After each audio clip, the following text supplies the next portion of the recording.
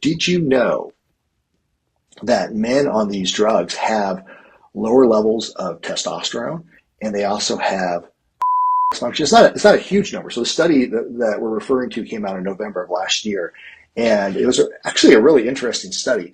They looked at this TriNetX research database, and they looked at 3,500 men who were on Ozempic, and they had a control group, and then they had the group that was on it, and they really got rid of all patients that were already on, that had a function, that were on PD-5 inhibitors. They looked at people who had prostate cancers with radiation and surgery. They looked at people with pulmonary hypertension. They got rid of all those people. They excluded them, and then they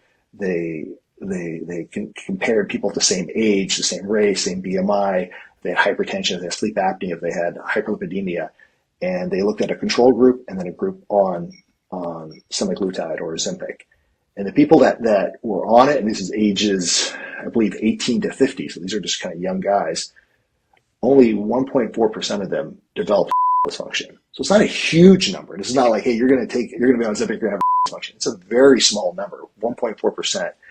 And those are men that started PD-5 inhibitors, started Viagra and Cialis once they started taking Ozempic, versus a control group, which is 0.14. So there's definitely a difference there. And this is early on. This is a small series. This is not like a massive study. When they looked at hypogonadism or low testosterone, they found that the control group was about 1.7% of patients started testosterone replacement therapy. And then with the Ozempic arm, with semaglutide, it was 3.83%.